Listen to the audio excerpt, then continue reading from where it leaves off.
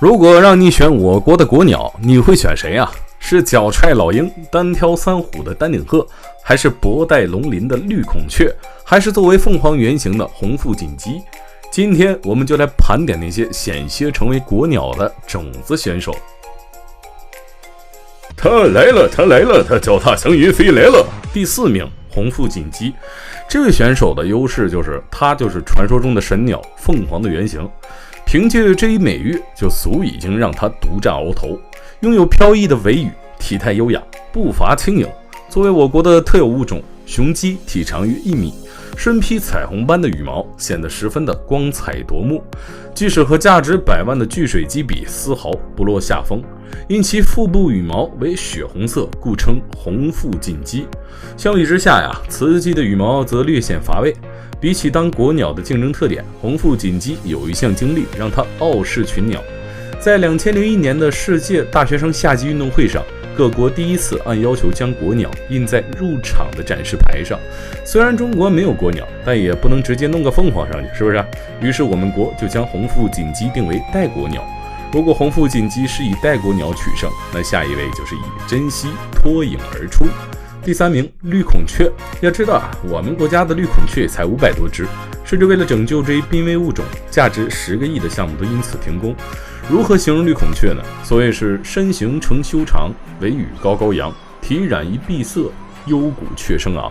当雄性求偶的时候啊，会把华丽的尾屏缓缓地展开，面向雌鸟展开示爱追求，并不断地抖动，发出刷刷刷刷刷刷。一旦繁殖的季节呢，绿孔雀的叫声便会回荡整个山谷。这些场景的重现啊，皆是感谢一位叫顾伯健的大学生。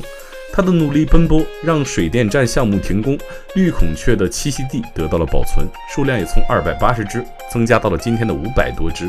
和绿黄的保护比起来啊，下一位国鸟的竞争者就更有发言权了。第2名，朱鹮。俗话说物以稀为贵，而朱鹮就是以其稀少的数量和美丽的形态闻名于世，一度成为了日本的国鸟。值得讽刺的是，日本现存的朱鹮恰恰是我国赠送的。原来在19世纪啊，朱鹮喜欢在水田里找吃的，日本的农民自然把朱鹮认定为是害鸟，于是农田大规模的使用农药，加上一些狩猎者再坚强如朱鹮也抵不过轮番的折腾啊。直到2003年10月，随着这5只朱鹮的最后一只朱鹮阿金死亡之后，日本境内再无朱鹮。反观我国的朱鹮从7只已经发展到如今的5000多只，堪称拯救濒危物种的奇迹啊！第1名那就大哥了，丹顶鹤。百鸟中的超级大长腿，它脚踹老鹰，单挑三虎，让一众鸟类黯然失色。身上的黑白毛色自带水墨画的特效，身披白羽栖鸡血，风神坠下似落月。一招对持5倩影，美景在前皆失色呀。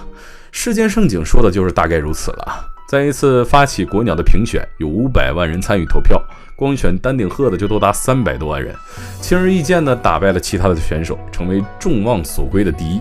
看到这儿，你是不是以为国鸟非丹顶鹤莫属了？非也，以为丹顶鹤的学名啊，翻译过来就是日本鹤，于是这也成为了丹顶鹤落榜国鸟的重要原因。毕竟我堂堂大中国怎么能用日本鹤代表？况且丹顶鹤还是个秃鹤，你没有听错。丹顶鹤呢，在从幼体成长到成年的时候，脑袋上的毛会慢慢脱落，脑袋上形成一粒小小的凸起。好嘛，别叫丹顶鹤了，叫谢顶鹤得了吧，名副其实。看完这些，不知道你认为我国的国鸟应该花落谁家呢？欢迎留言。